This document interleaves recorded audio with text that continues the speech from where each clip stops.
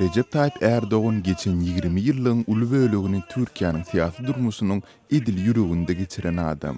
Ol öz güç gudratyny 2 ýyl mundan ozal bolan we başa barmadyk döwlet agdyrylşyndan soňra esasan awtoritar taktikler diýilen ýagdaýlar bilen pugtalandyrdy.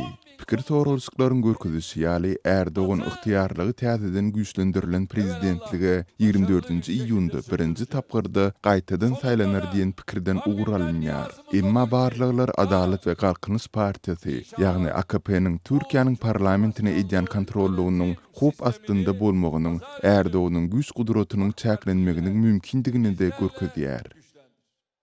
Batı 24 Haziran'a bakıyor. Neyi bekliyor Batı? Acaba Erdoğan nasıl çökecek? Batı'ya da gerekli dersi vermeye hazır mıyız? 2016-njy ýylyň iýulynda döwleti agdarmaga edilen finansyk basa barmanyndan soňra Erdoğan ýurtda adatdan daşary ýagdaý düzgünlüğini giritdi. 10 miňlerçe adam sultan hökümeti tanqidi garayan köp sanly jurnalistler tutsak edildi. 100 miňlerçe döwlet işgäri işden gowuldy. Olaryň köpüsine Fethullah Gülen'i goldamakda günä bildirildi. Häzir öz meýline Birleşen Ştatlarda sürgünlükde ýaşaýan Ruhany Gülen ozal Erdoğanyň syýasy ýaranydy. Erdoğan Gülen'i 2016-njy ýylky harba agdyrylşyk finansygyny planlaşdyryp gurnamakda aýplaýar.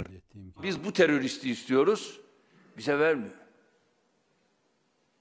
Ve bize sudan uydurma tabirler. Kusura bakma.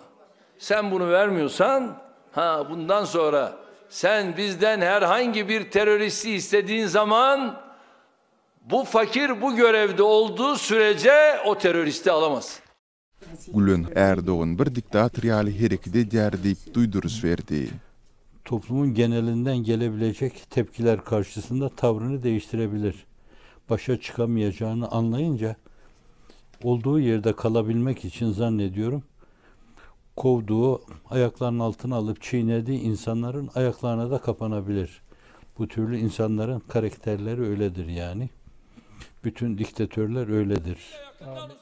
Erdoğan Gülen bilen baglanşykly mektepleri we suda kampanýalary bilen iltisikli adamlardan taplanmaklary üçin Kosowodan tutup Kırgızstany çelini bolan dürli hökümetlere agyr basyş etdi. Bir wagtlar Türkiýany Ýewropa Birleşigine agda etmäge ymtylmagy üçin taryplanan Erdoğanyň bu blokdan orun almak umydy onuň soňky hereketlerinden soňra öçüp ugrady. Onlar bana diktatör demiş, bilmem şunu demiş, bunu demiş filan, hiç umurumda değil. Bir kulağımdan girer, öbür kulağımdan çıkar.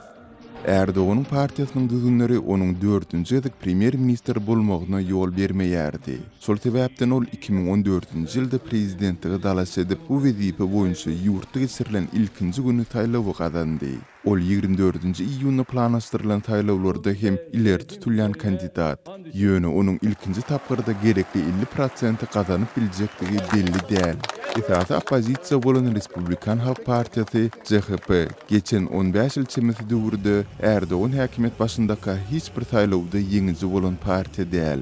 Bu partiýa 54 ýaşly ozalky fizika mugallimi Muharrem İnce'ni kandidat belledi. Ýöne İnce esasy bäsdeş bolsa da Erdoğan'dan hat ýyzdy. Ben tarafsız bir cumhurbaşkanı olacağım ve rozetimi size emanet ediyorum.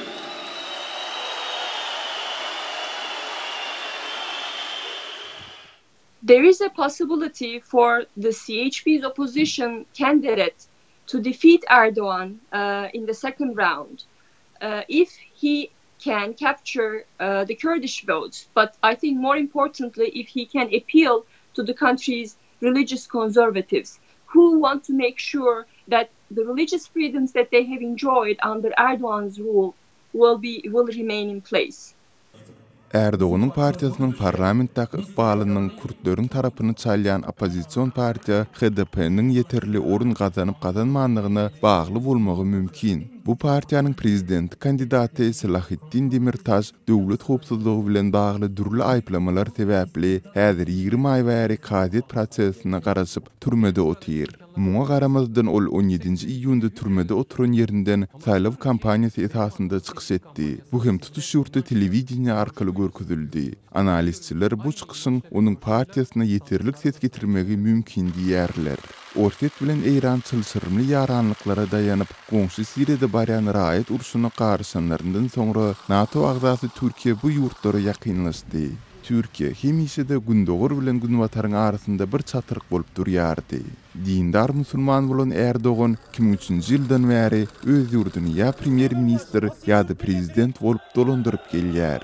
Ol indi täzelenen ygtyýarlyk bilen öňe gidermi ýa-da gowşan güç bilen häkimet başynda galarmy? Muny 24-nji ýylda geçsek ses berilişiň kesitlemegi gaty ähtimal.